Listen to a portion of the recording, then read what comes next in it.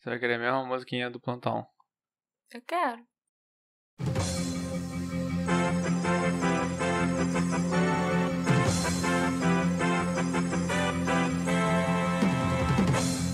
Olá, ouvintes queridos! Bem-vindos ao nosso episódio especial. Ou melhor dizendo, bem-vindos ao Plantão do Detetive do Sofá.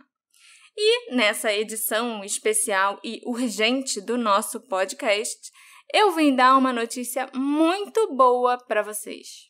Mas é notícia boa, porque geralmente essa musiquinha é quase sempre notícia ruim. Tragédia. Mas se você disser que é notícia boa, eu fico até ligado. É uma notícia muito boa, Alexandre. Uhul! Você se lembra de um dos primeiros casos de vítima não identificada que nós fizemos aqui no podcast? Lembro. Acho que você não tá chorando essa resposta.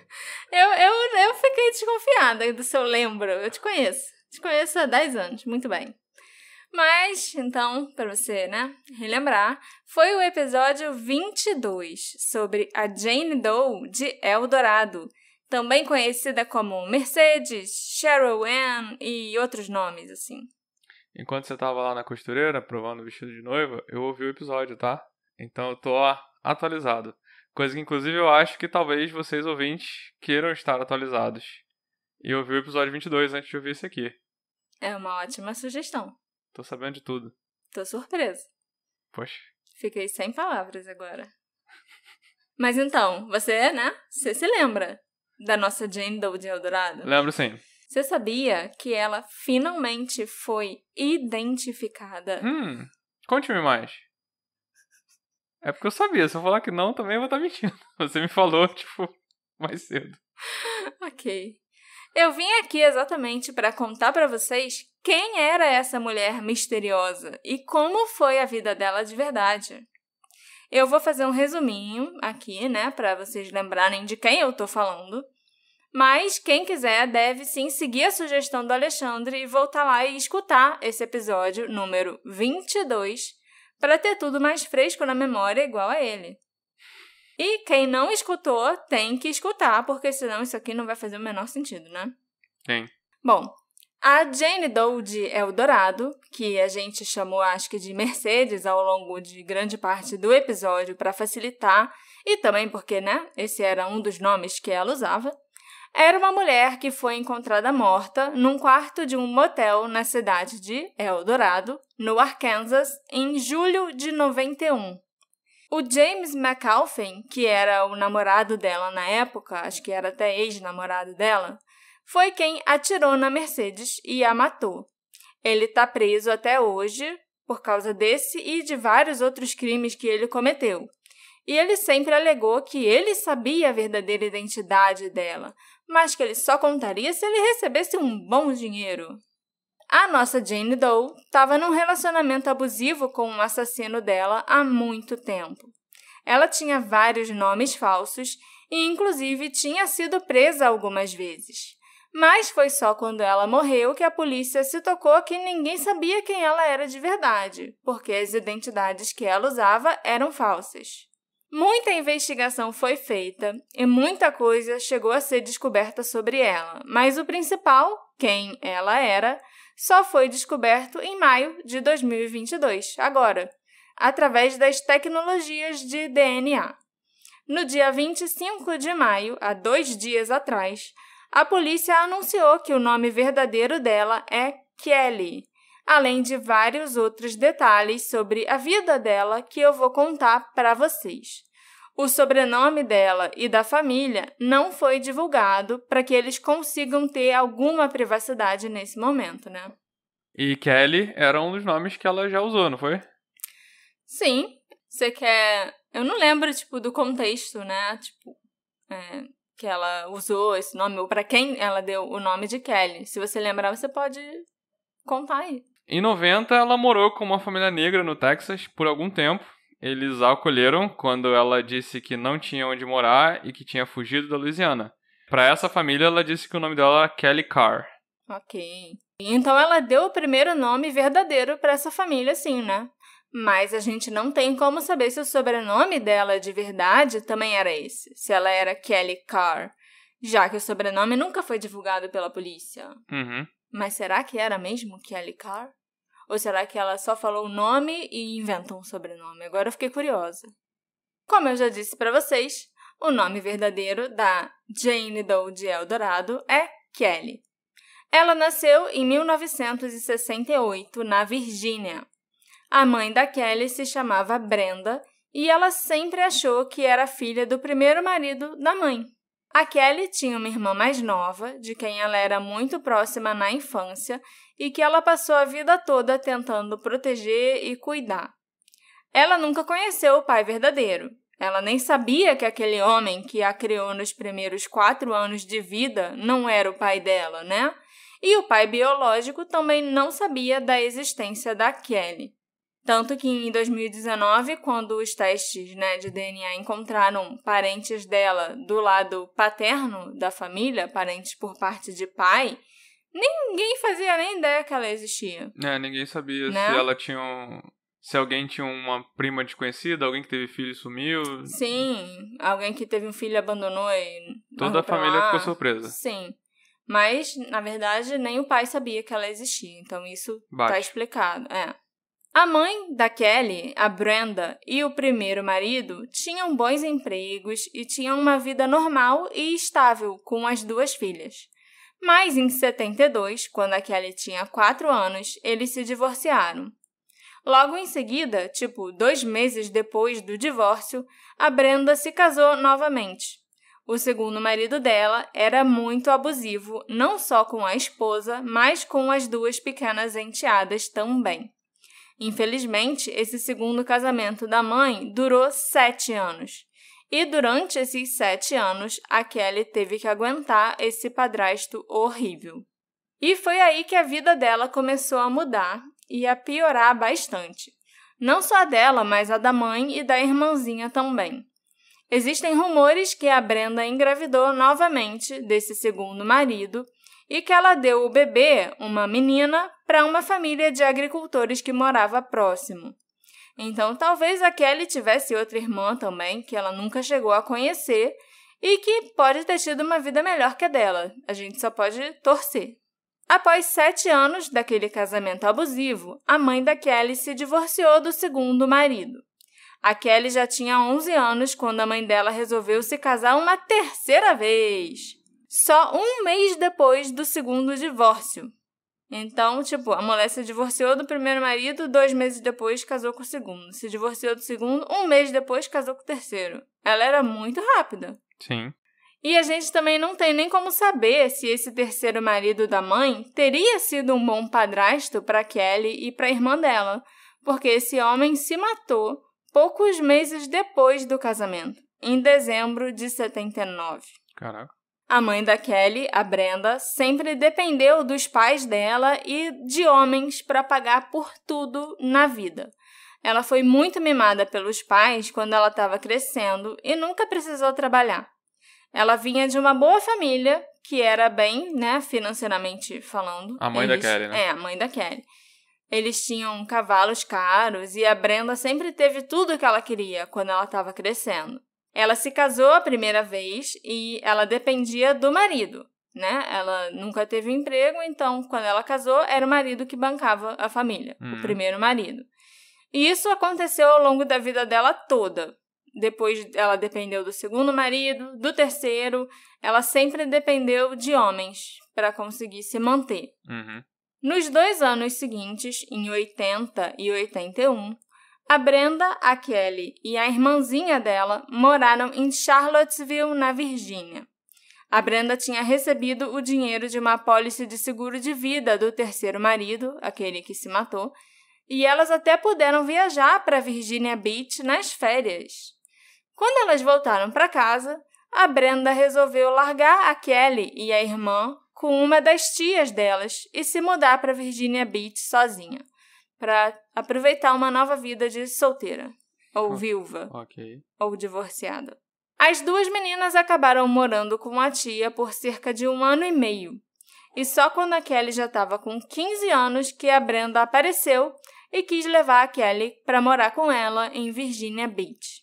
A irmã mais nova continuou morando com a tia, e a Kelly foi para Virginia Beach com a mãe. Lá, ela abandonou a escola no primeiro ano do ensino médio e conseguiu um emprego na praia, num quiosque que vendia joias.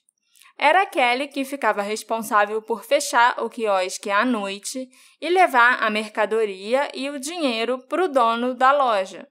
E de manhã, ela buscava o dinheiro e a mercadoria novamente com o dono do quiosque e levava para a loja.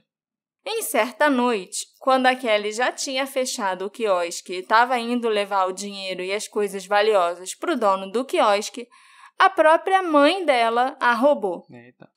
A Kelly, então, teve que explicar para o proprietário o que aconteceu.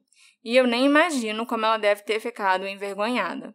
Mas o cara concordou em não prestar queixas contra a Brenda se a Kelly conseguisse a mercadoria de volta, para que ele pelo menos tivesse o que vender no dia seguinte.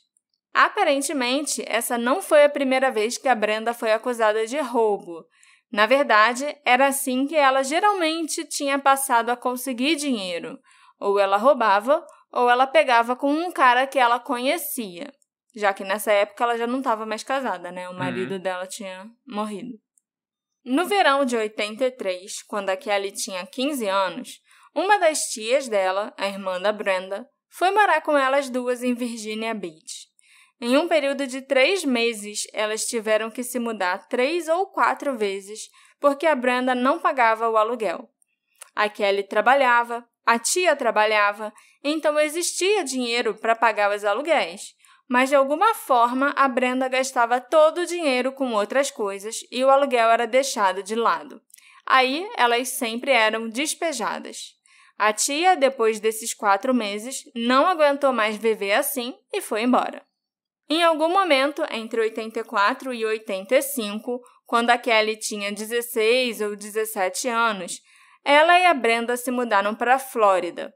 Mas no final de 85, ela ligou para uma outra tia e perguntou se podia ficar morando com ela por um tempo na Virgínia. A Kelly já estava cansada de lidar com o vício da Brenda em drogas e com todas as merdas que a mãe fazia e os crimes que a mãe cometia. Mas enquanto a Kelly estava na Virgínia, ela acabou brigando com a tia por causa do próprio uso de cocaína dela. Uso de quem? Da Kelly. Ah, tá. Uma coisa que tinha começado por influência da mãe, da Brenda. Então, a Kelly acabou voltando para a Flórida, já que a tia não ia tolerar drogas em casa. Essa provavelmente não foi a melhor decisão que a Kelly tomou, já que depois de voltar para casa, ela só teve que continuar lidando com a mãe e cuidando dela. Além dos problemas com drogas, roubos e furtos, a Brenda também se prostituía quando precisava de dinheiro. Ela chegou a engravidar algumas vezes e realizar abortos. E depois de cada aborto, quem tinha que cuidar dela era a filha, a Kelly. A casa em que elas moravam vivia cheia de homens estranhos, novos namorados ou casinhos da mãe, que vivia saindo e entrando da prisão por cheques falsificados, drogas, roubo de cartão de crédito, furto e até mesmo por ter roubado um carro em certa ocasião. E quando mãe e filha não estavam fugindo da polícia, elas estavam fugindo de alguém de quem a Brenda tinha roubado alguma coisa. Ou estava fugindo da polícia, ou de algum bandido que ela tinha se metido. Só esclarecendo que quem roubava e quem cometia todos esses crimes não era Kelly, era a mãe dela. Mas acabava sobrando para Kelly porque ela morava com a mãe. Então, se a mãe fazia uma merda e tinha que fugir, Carregava. a Kelly tinha que sair correndo junto, entendeu? Em 86, aos 18 anos, a Kelly foi para uma clínica de reabilitação por causa do vício em cocaína. Nessa época, ela e a mãe ainda estavam morando na Flórida. Mas, quando a Kelly saiu da reabilitação, ela achou que o melhor para ela seria morar com uma das tias no Texas. E foi a coisa certa a fazer, já que a mãe dela também tinha problema com drogas e era uma usuária de cocaína. Logo que a Kelly chegou, a tia notou que na mala dela tinha muitas roupas e lingerie sensuais. E percebeu que a sobrinha estava trabalhando como stripper de um clube. A Kelly já estava trabalhando como stripper por um tempo antes de ter ido para a reabilitação. E, inclusive, é por isso que ela precisava de identidades falsas, Para trabalhar nesses lugares, você precisa ter mais de 21 anos. E quando ela começou, ela ainda era adolescente. Então, ela roubou os documentos de uma colega de trabalho chamada Cheryl Ann Wick, um dos primeiros nomes que vocês escutam no episódio 22. Tô certo, Alexandre? Tá certo. O trabalho como stripper rendia um dinheiro legal e também dava fácil acesso às drogas.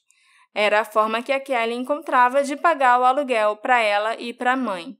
Enquanto ela estava no Texas, a Kelly chegou até a conhecer um cara legal, com quem ela chegou a morar por algum tempo. E eu, inclusive, chutaria que esse cara devia ser um membro da família Stroud, aquela família com quem ela morou, que você, falou que ela disse que se chamava Kelly Carr para essa família específica.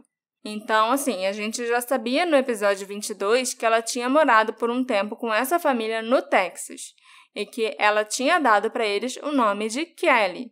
Se o cara era legal, então talvez ela tenha dito o nome verdadeiro para ele. Mas essa relação não durou muito, e um dia a Kelly arrumou as coisas dela e foi embora. De 86 a 89, quando ela tinha entre 18 e 20 anos, ela morou em Little Rock, no estado do Arkansas. Nada havia mudado na vida dela, além do fato dela estar longe da mãe, o que nem durou tanto tempo assim, já que ela acabou voltando para a Flórida em 89. No verão desse ano, quando a Kelly já tinha 21 anos, a irmã mais nova dela, que ficou aqueles anos todos morando com uma tia, foi morar com a Kelly e a mãe. A irmã agora já tinha 18 anos, estava longe delas há muito tempo e queria se reconectar. O problema é que só alguns meses depois que a irmã estava com elas, a Brenda inscreveu a menina num concurso de biquíni na praia para ganhar dinheiro. Eita! Logo depois disso, e também por não ter conseguido se acostumar ao estilo de vida maluco da Brenda, a irmã foi embora de volta para Virgínia e voltou a morar com a tia. A Kelly também deixou a Brenda e foi para Norfolk, na Virgínia, onde ela ficou por um tempo em 1990. Em 91, ela passou alguns meses em Dallas, no Texas, e depois ela foi para El Dorado, no Arkansas. A partir daí, a gente já conhece o restante da história. Em 10 de julho de 91, a Kelly foi assassinada pelo ex-namorado, o James McAlpin. Os investigadores descobriram também que, em 92, a Brenda procurou uma das irmãs dela, uma das tias da Kelly, e perguntou se podia ficar com ela. A Brenda foi para Jacksonville, na Flórida, onde a irmã estava. E enquanto a Brenda esteve lá, a tia da Kelly perguntou por ela. Perguntou onde a Kelly estava, se a Kelly estava bem.